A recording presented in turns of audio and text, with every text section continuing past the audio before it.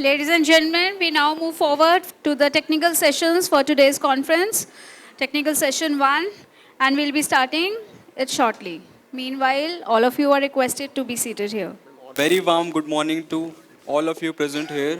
I Abhishek And I, from MBA. Priyanka, from MBA welcomes you to the 35th National Conference, McKinsey 7S Model, Innovation, Growth, Sustainability and Solubility of Business. I may now request Dr. Rajesh Bajaj to kindly occupy the distinguished chair on the dais to chair the technical session 1. We are going to start with the technical session 1. I request all the research scholars to kindly upload their presentations. Thank you, sir. Every research scholar will be given 8 minutes for presentation and 2 minutes for question-answer round. Dr. Mir Shahid Sattar, Assistant Professor, Department of Management Studies, University of Kashmir. Please, sir, come on the stage. Ms. Smita Bagai, Dr. Amrendra Kumar Chaudhary, Mr. Mohit, Ms. Shivani, and Mr. Ajit Kumar Singh. Isha Mittal, Mr. Anil Jarotia, Simran. I may now request Mr. Arun Bhatia to kindly felicitate Dr. Rajesh Bajaj.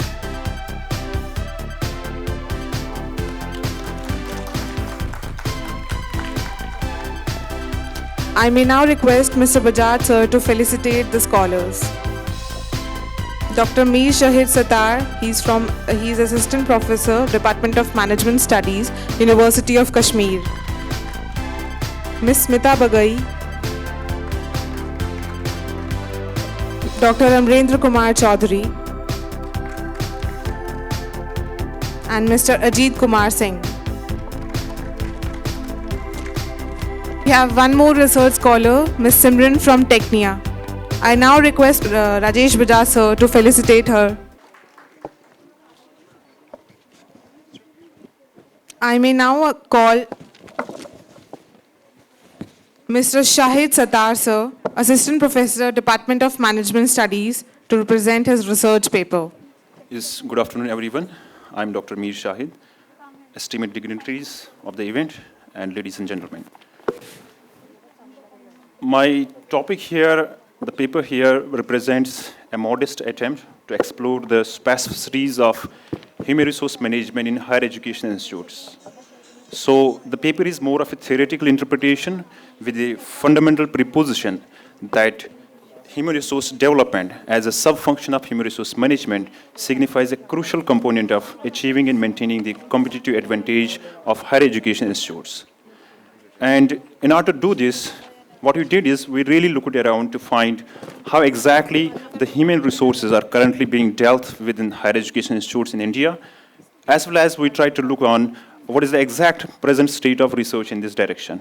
And the process, and at the very outset, we found that globally, the scenario of higher education institutes is now no more different than from a typical company now.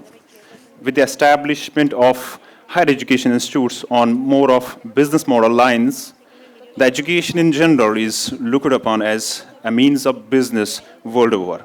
So consequently, the higher education institutes have undergone significant changes due to immense competitions, globalization, and other factors. Therefore, the management of human resources within higher education institutes is just as challenging as it is in any typical business organization now.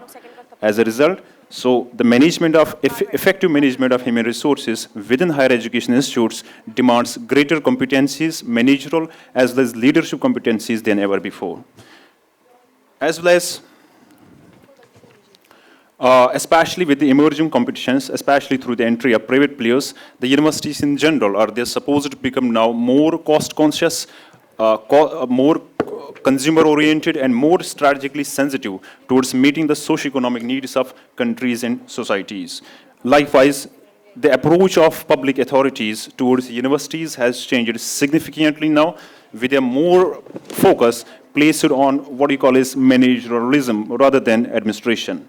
Accordingly, there has been the emergence of newer ideas like what is being called as academic capitalism or entrepreneurial universities. Moreover, in India, as well as in other parts of the world, certain essential fundamental transformations are taking place in the domains of research, innovation, and teaching.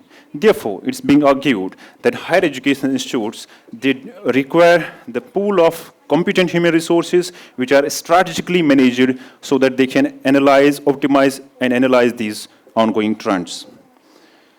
When you try to look at the literature part, we found that the studies which are actually analyzing the dimensions of human resource management in higher education institutes, they are themselves limited. They are meager studies in this direction.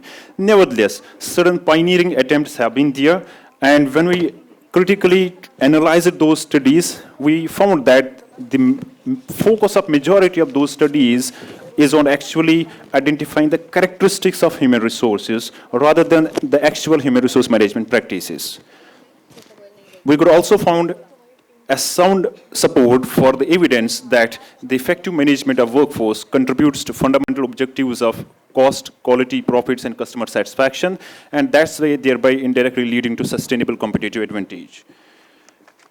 We concluded this literature discussion by supporting the 8 best human resource management practices which are essential, are considered critical in the context of human resource management in higher education institutes.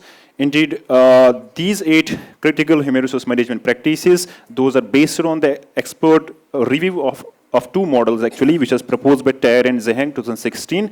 And these 8 best practices, they range from simply the recruitment, selection, and termination to the eventual and the ultimate, what we call is retirement. And thereafter, we tried to draw the results from our literature analysis, and we could say that despite of remarkably high expenditure of higher education institutes on human resources, the process of planning, management, and even the development of the staff within higher education institutes is still poorly established. We could also see that universities have been categorized, differentiated remarkably from rest of the organizations based on account of being, described as loosely fragmented, loosely coupled organizations with a lack of sure institutional standards. Even the HRD as a system is practiced more on ad hoc basis. The stream of HRD activities, HRD mechanisms like, say, induction, training and development, potential appraisal, career counseling, etc., those are still performed on an ad hoc and informal basis. So, likewise, we had that although there have been certain pioneering attempts in order to establish certain HRD departments, HRD units from certain, especially the private organizations, higher education institutes within India. But we could find this, that the Indian higher education system is actually in the midst of managing a host of challenges, which range from even lack of quality education, lack of proper women's education, to the extreme most having lack of distorted societal outlooks and all. And we also found that the approach of regulatory bodies has been predominantly remained as least liberal with strong roots of regularization and all. Furthermore, since in India, the majority of higher education institutes, they operate in public sector, that's one of the critical factors here, because they moderately remain, in a cocoon. They remain not so open to changes in the external environment, and that mars their capability of building the competitive advantage. Even we could also see that through our analysis that the government funding to state-governed universities especially is also shrinking day by day. And obviously that's actually threatening their economic sustainability. We also found that these, in short, these academic conditions along with other specific conditions which are related to the academia, they collectively contradict the implementation of a sound HRD mechanism within universities. So we, based on our analysis and all,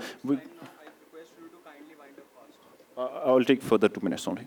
So based on these analysis, we could actually propose certain suggestions, indeed certain guidelines for effective management of human resources within higher education institutes. And we, at the first hand, we found that there are strong evidences that there's a realization of the importance of driving HRD mechanisms for organization success in a university context. However, there have been no clear evidences of having specialized HRD departments within the Indian higher education system. Even as I said, the Indian higher education education system is in the midst of managing a host of challenges, which range even from lack of, outdated teaching methodologies to curriculum development issues and all, which are lacking the industry relevance. The much buzzword, we say the technology industrial skill gaps, which the Indian economy is facing across diverse sectors, this way is throwing a major responsibility on the higher education sector. And this as a sort of suggestion from our paper is that the universities are encouraged to offer more of vocational and industry relevant courses. This will possibly help to integrate the students into the HRD mechanism. So this process of linking students with the HRD mechanism, this will ideally definitely serve as a useful innovation for higher education institutes, as well as we saw that there are least human resource strategies from practitioner point of view, which are actually adopted in Indian institutions, and there is obviously absolute dearth of, there's a complete absolute need of driving more scientific investigations in this area.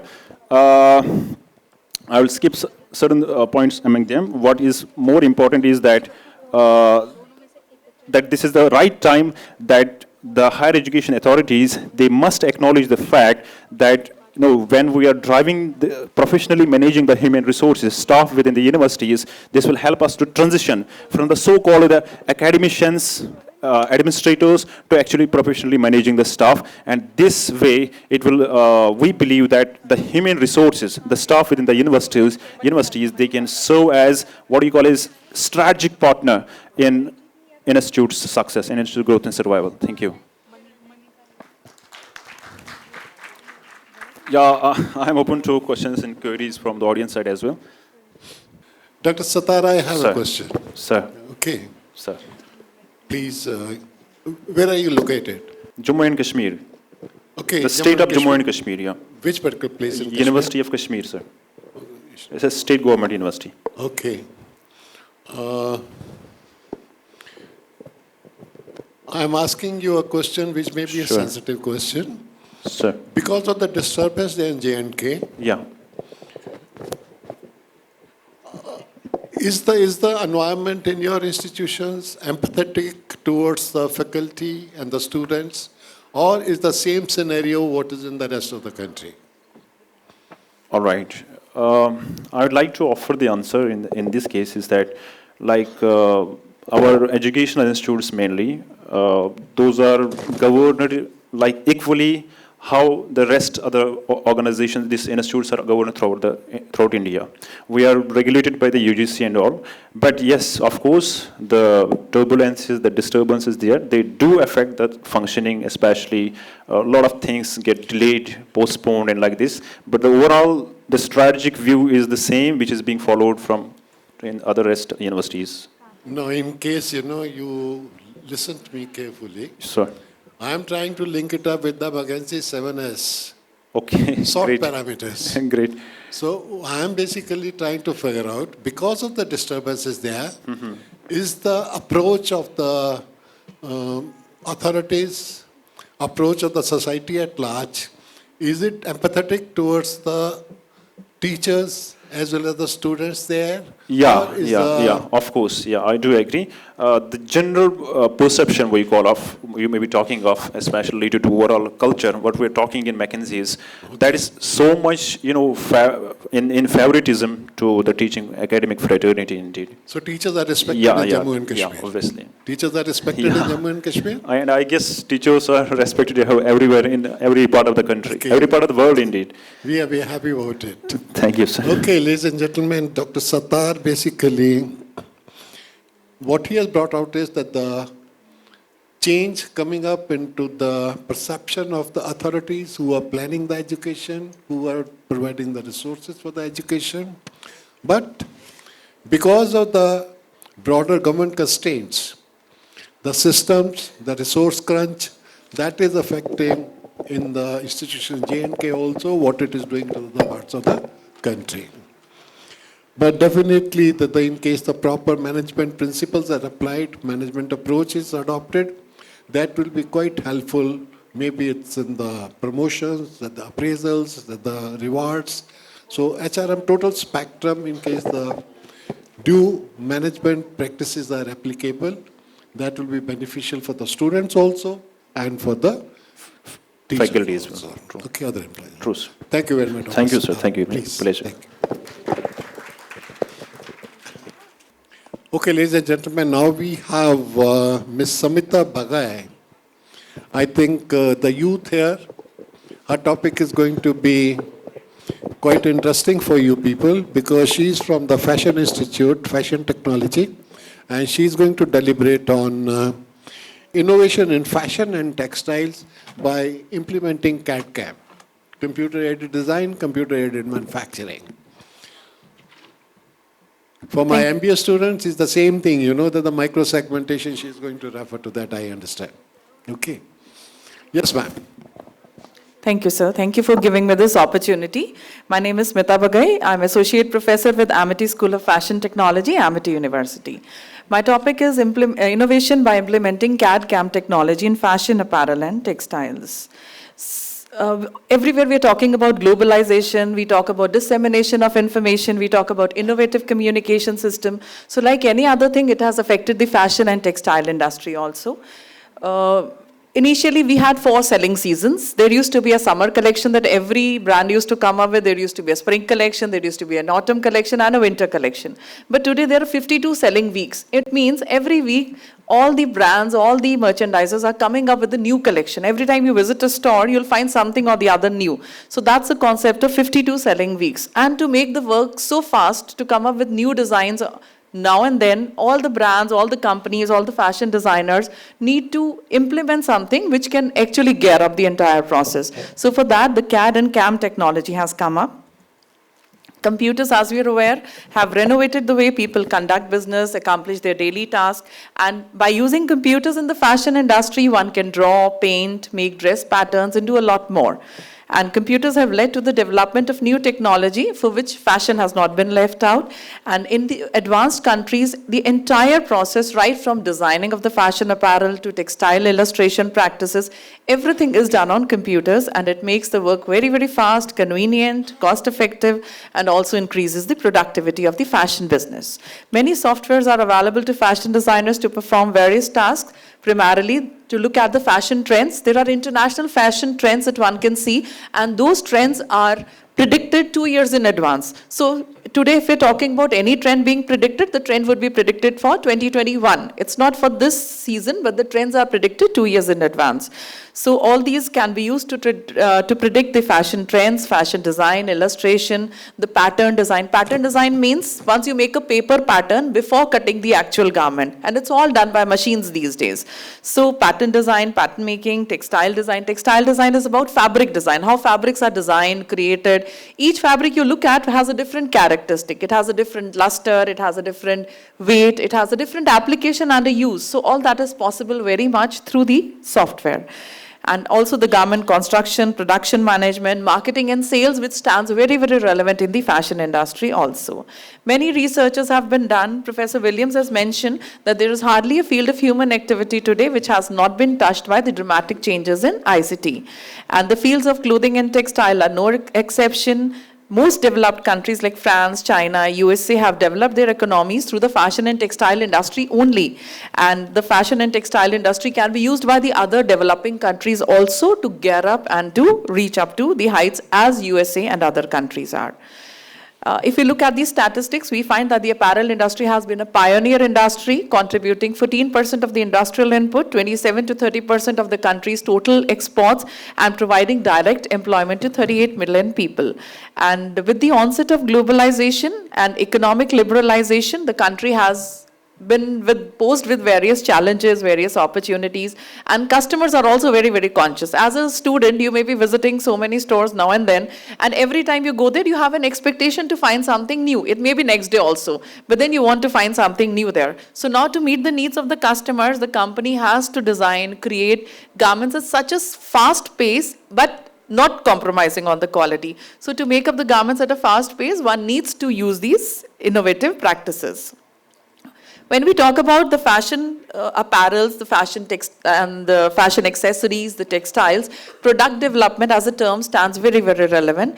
We talk about the complete product development, as in the way the garment is being designed, conceptualized, the fabrics are selected, the way it is constructed, presented to the customers. All of you are aware that presentation of the garments has become so very relevant. Every time you pass by a store, you want to see a new window displayed, isn't it? Window always looks very attractive to you. You're looking forward for something new in that window as much as you're looking at the store. So that is also integrated with CAD/CAM technology these days. The designers just don't experiment in the window, they rather create a window on a software. There are so many software which are available for there. An example to that is the mock shop. So they do that and then they try and implement that in the real sense. The objective of my paper is to highlight use of technology in fashion, apparel and textile industry to bring innovation through the application and use of CAD/CAM technology. And also to study that how much it is in the country, how much Indian exporters, designers, garment manufacturers are aware of it and how much has it been implemented. And this will take the fashion industry a long way, the Indian fashion industry a long way in the international market. Now, as you're all aware, CAD is the term which we associate to computers. So computer-aided design, it is also known as computer-aided drawing. As the name suggests, it is about designing fashion clothing, textiles, fabrics, and garments with the help of computers. It is computerized version of hand. Please, time. Keep a track of time. So it is about designing, and when we talk about CAM, it is about manufacturing. So CAD and CAM are integrated into the fashion industry. When we look at the clothing technology aspect, it is pattern making, marker making, pattern grading that is done. When you look at textiles, which is the fabric thing, textile technology, it is fabric design, motifs, logos, weaves. Fashion design, it is drawing of fashion figures, garments, garment features, spec drawings, working drawings. So these are the main areas in which it is being used, right from designing to taking body measurements, to making the patterns, to doing the embroideries. It is all operated through CAD. Now, use of CAD and CAM technology by different departments. First is the design department, as I've mentioned before also, that there are various software right from CorelDRAW, Digital Fashion Pro, Fukuhara, Universal Style, Shimaseki, Illustrator, Photoshop, NetGraphics, which are all used to design garments, design fabrics, as you can see as an example here. Then you have the production department, wherein the products are made. So there is a technique of making patterns on computers, printing it, cutting the fabric through that system only, and then integrating it into a garment. So that's the next thing. And also in the sales department, that can't be ignored. So whatever data comes from the buyer, whatever planning is done about the merchandise, it is all prepared in the form of proper documents, which are an integral part of the CAD/CAM system. Now, types of CAD systems. First of all, we have the design CAD system. You can create designs, plan as to what will be the sizes which will be available, what will be the pieces. As you can see, it shows the pieces. A coat is being designed, you have a front, you have a back, you have a collar, how many collar front to be cut, how many back to be cut, which are going to be the colorways. Colorways means how many color combinations. Is it one single color, or that same garment is available in different color schemes. So that's the next step. So all this is integrated as a spec sheet, as a specification sheet when you design the garment. The next is digitizing. I introduced you to the concept of pattern making, as a pattern is created before a garment is cut. You just can't straight away cut the garment. You have to lay down a plan on the top of it. So even that is possible through computers. You can just lay down the plan on the computers and facilitate the cutting of the fabric. Then the body scanning CAD system, a person can enter into that system, the entire measurements are taken, and the pattern is created for that particular measurement. As you can see as an example here, it's a software, Optitex by Optitex, 3D body scanning, and it takes the measurements of the person and then also shows how a garment would look on that particular person. Body measurements, as I just mentioned, there are so many software like Optitex, Modulate, WebMTM, Lectra, MarkMTM, that is the Gerber technology. All these are making these facilities. Then you have the pattern making and grading CAD system. Then we have the marker making. Marker making is planning how and where the cutting is to be done, as to where you'll place the sleeves, where you'll place the rest of the garment. Then you have a 3D fit CAD system. It takes the measurements and then it makes the person, it shows the 3D view of the garment. You can see in this image, it is showing as to how the front would look, the back would look, the side view of that garment will look. If there are certain details at the back which are not visible in the front, that will be visible through this. If there's an extra bow or a belt at the back, one can see it by using this CAD system. And all these can very well be exported in the form of a file and exported to the buyers overseas. Most of the Indian designers designers are catering to the Indian industry, but exporters are primarily, I mean, as the name says, exporters are exporting the garments, so they need to interact with the buyers across the country, in the entire globe, and that's how they send their details. Then you have a texture mapping CAD system. You find some fabric in the market, you can show how it will look in the garment. You scan that fabric, and that fabric can be shown on the sketch that you've prepared. You have an embroidery CAD system wherein you can create an embroidery design and also get that embroidery done. So you don't need a craftsman or an artisan to do that embroidery for you. I'll request you to wrap it up now, Okay, please. I'll just take a single minute, sir. So you can just completely do the embroidery with the help of machine. The design that you see on the system will be printed. And then you have these spec design systems, you have a data management system where you can entirely manage the data as to what is the order, what are the sizes, what are the colors, what are the specifications which are required. And most interesting is the 3D VM system. As I just gave you example of window, you can design a window here, you can design how your store will look like, and then you can plan and then execute it in the later stage. All of you must have seen there are lots of advantages of this. It is very, very quick. It saves a lot of time. It saves a lot of energy. It can be easily retrieved as and when required. That data can be stored for years and years. Number of colorways can be made. Number of design can be made. And it makes the work very, very easy. Of course, there are disadvantages as in it's a costly affair. So all the designers, all the manufacturers are not using it, but government needs to take an initiative on that so that CAD can spread across quickly. And various institutions are also training their students in this field. The CAD and CAM technology is an integral part of the studies these days, just to ensure that the fashion industry moves at a quick pace. Thank you, sir. Thank you, Samita. I think most of you are familiar also with the CAD/CAM systems, but specifically with reference to the fashion and designing, fabric designing.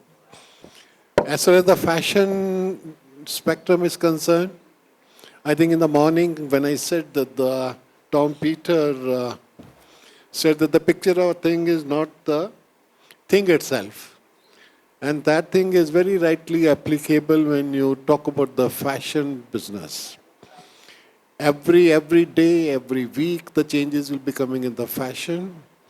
And it's not only the local phenomena, it's a global phenomena now. In case you guys are moving around in the denims and tees, word over, that's a phenomenon. The jacket you are wearing today, same is available word over. So that means that the one is, of course, the designing part of it. Second is the manufacturing, the bulk manufacturing. For the bulk manufacturing, the computer-aided manufacturing, and that too when you go for the micro-segmentation for the individual customer preferences, that they have made a lot of advances in the computer-aided manufacturing systems. Am I right, Ma? Yes, sir. Absolutely right. Okay. Thank you very much, please. Thank you. Thank you, everyone.